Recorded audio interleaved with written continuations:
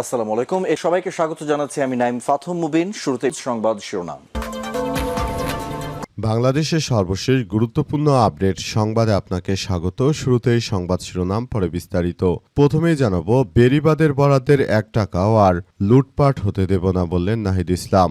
জাতীয় নাগরিক পার্টি এনসিপির প্রধান নেতা এবং সংসদের বিরোধী দলীয় চিফ হুইপ নাহিদ ইসলাম বলেছেন যে চট্টগ্রামের আনোয়ারায় বেড়িবাঁধের বরাদ্দের টাকা আর লুটপাট হতে দেবেন না। অতীতে আওয়ামী লীগের নেতারা সেখানে বরাদ্দের প্রায় সব টাকাই লুটপাট করে খেয়ে ফেলত, কিন্তু বর্তমান সরকারের সময় বিএনপির কোনো নেতাকর্মীরা যদি এই টাকা লুটপাট করার চেষ্টা করে তাহলে তাদের গলায় পাড়া দিয়ে উক্ত টাকা বের করে তারপর বেড়িবাঁধের কাজেই লাগানো হবে বলে আজ চট্টগ্রামের আনোয়ারায় গিয়ে এসব কথা জানিয়েছেন তিনি।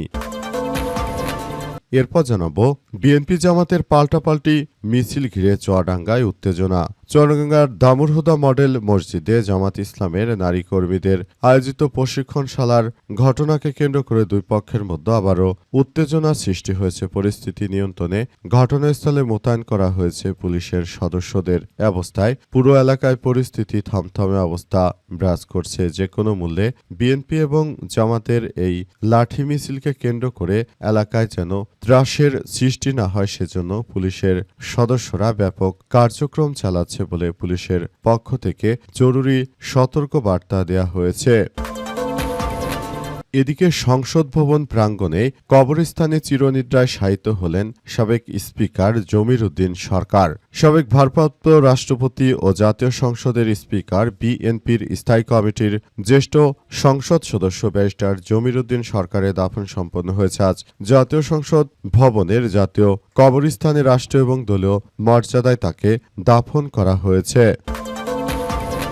জানাবো, বেনাপোল বন্দরে শেডে ডুবল কোটি কোটি টাকার পণ্য। লোকসানের শঙ্কায় ব্যবসায়ীরা। টানা 2 থেকে 3 দিনের বৃষ্টিপাতে ভারত থেকে সবথেকে যে স্থলবন্দর দিয়ে পণ্য আমদানি করা হয় তার নাম হচ্ছে বেনাপোল স্থলবন্দর। সেখানে অতিরিক্ত বৃষ্টিপাতের ফলে পুরো এলাকায় পানি জমে টইটুম্বর হয়ে গেছে।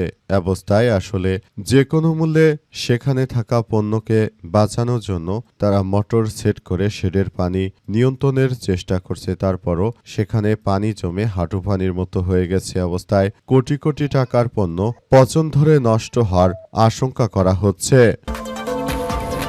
এবং সর্বশেষ জানাবো, নাটোরে নবজাতকের মৃত্যুর ঘটনাকে কেন্দ্র করে চিকিৎসককে ব্যাপক পিটুনি দিল আত্মীয় স্বজনেরা। নাটোরে মা এবং শিশু কল্যাণ কেন্দ্রের এক নবজাতকের মৃত্যুর ঘটনাকে কেন্দ্র করে প্রতিষ্ঠানটির উপসহকারী পরিচালক ডাক্তার শাহাবুজ্জামানের উপর হামলা করা হয়েছে। আজ দুপুরে নাটোরে মা ও শিশু কল্যাণ কেন্দ্রের সামনে ওই ডাক্তারকে পেয়ে রোগীর আত্মীয় স্বজনরা তাকে বেধড়ক পিটুনি দেয় রাস্তার মাঝে। অবস্থায় তিনি কোনো মতে দৌড়ে সেখান থেকে পালিয়েও শেষ রক্ষা হয়নি তার। সেখানে তাকে বেশ কয়েক দফায় রোগীর আত্মীয় স্বজনরা ধরে ধরে পিটিয়েছে। প্রিয় দর্শক, এতক্ষণ শুনছিলেন সংবাদ শিরোনাম, এবারে বিস্তারিত। তবে তার আগে বন্ধুরা অনুরোধ থাকবে এই সংবাদটিতে একটি লাইক দিন।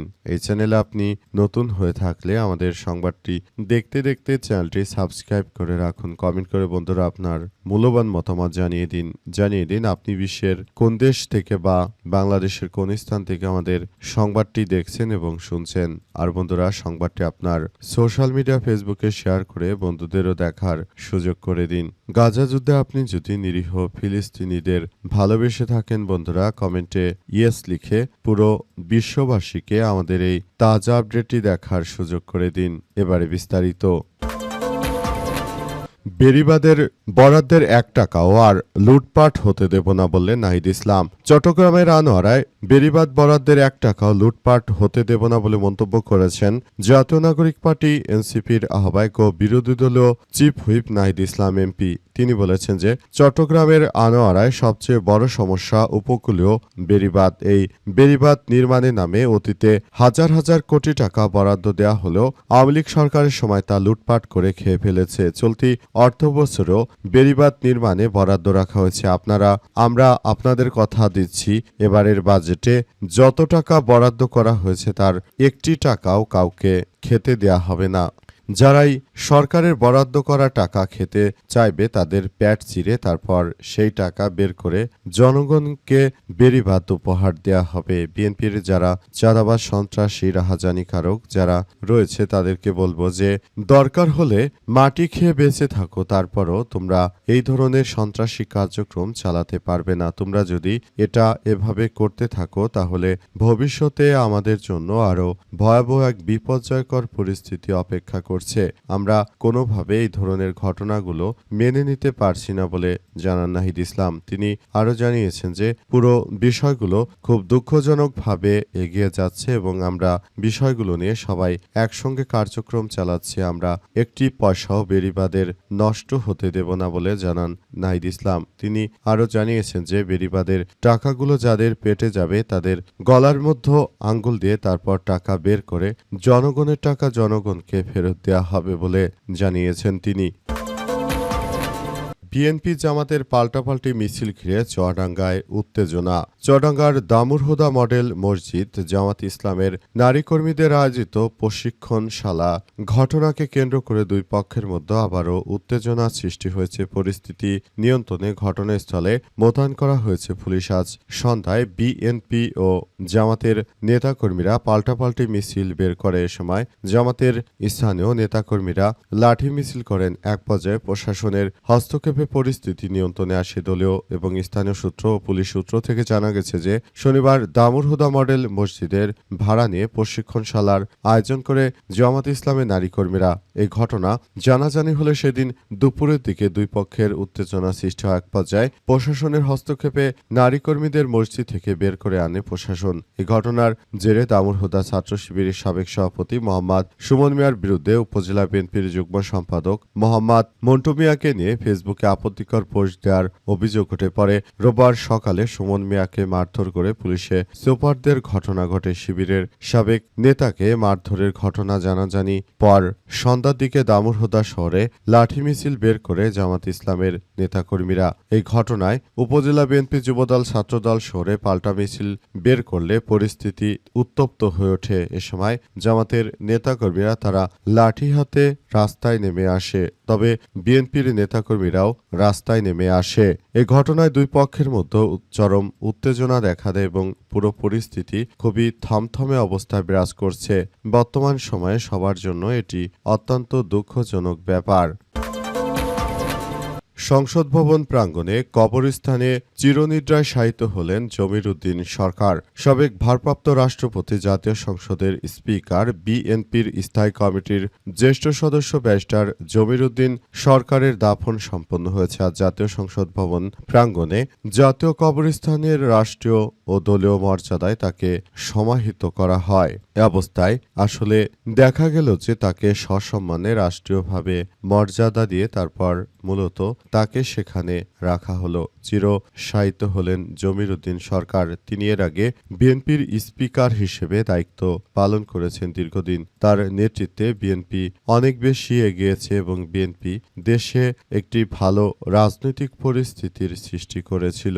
বিএনপির কারণে মূলত দেশজুড়ে জমির উদ্দিন সরকারের নেতৃত্বে বিএনপি একটি ভালো অবস্থানে গিয়েছিল। তার মৃত্যুতে পুরো বিএনপির নেতাকর্মীদের হৃদয় ভেঙে গেছে। এমনকি বিরোধী দলীয় নেতা বাংলাদেশ জামাত ইসলামের নেতা ডাক্তার শফিকুর রহমান তার মৃত্যুতে শোক জানিয়েছেন। আজ সকালে তিনি হঠাৎ করে তার নিজ বাড়িতে ইন্তেকাল করেন বলে জমির উদ্দিন সরকারের ছেলে বিষয়টি নিশ্চিত করে জানিয়েছেন। তিনি জানিয়েছেন যে আজ ফজরের নামাজের পর তার পিতার মৃত্যু হয়। এরপরই সারাদিন বিভিন্ন কার্যক্রমের মধ্য দিয়ে জমির উদ্দিন সরকারের অবশেষে দাফন প্রক্রিয়া সম্পন্ন হয়েছে। বেনাপোল বন্দরে শেডে ডুবল কোটি কোটি টাকার পণ্য। লোকসানের শঙ্কায় ব্যবসায়ীরা। টানা 2 দিনের বিরামহীন বৃষ্টিতে দেশের সর্ববৃহৎ স্থলবন্দর বেনাপোল বন্দরে আসলে পানিতে ডুবে গেছে শেড। অবস্থায় শেডে রয়েছে কোটি কোটি টাকার পণ্য। ওই পণ্যগুলো ভারত থেকে আমদানি করা হয়েছিল। শেডের ব্যবস্থাপনায় সেখানে পণ্যগুলো সাজিয়ে রাখা হয়, কিন্তু দুঃখের বিষয় যে বর্তমানে টানা 2 দিন ধরে বৃষ্টিপাতে শেডের এলাকা সংলগ্ন সংলগ্ন পুরো এলাকায় এই পানি ছড়িয়ে পড়েছে। তারপর বন্দর কর্তৃপক্ষ তারা মোটর দিয়ে পানি সেচে কোনো মতে বাঁচানোর চেষ্টা করলেও মালামাল কিন্তু অতিরিক্ত বৃষ্টিপাতের ফলে সেটি তেমন একটা কার্যকর ভূমিকা রাখতে পারছে না।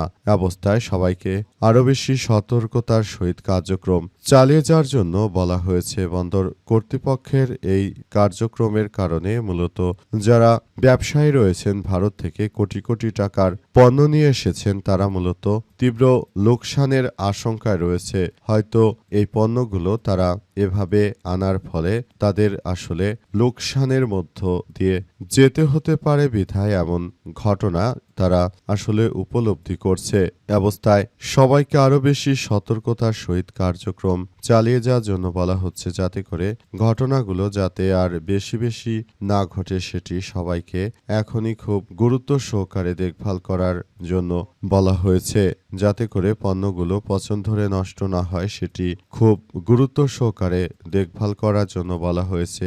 যেসব পণ্য পচনশীল রয়েছে সেগুলো যদি দীর্ঘদিন বন্দরে এভাবে আটকা পড়ে থাকে তাহলে পণ্য পচে যাবে এবং সেগুলো থেকে তারা তাদের সেই টাকা তুলতে পারবে না, তখন সেটি আরো বড় ধরনের একটি খারাপের দিকে চলে যেতে পারে। তাই বিষয়গুলো নিয়ে এখনই খুব গুরুত্ব সহকারে দেখভাল করার প্রতি উদাত্ত আহ্বান জানানো হয়েছে।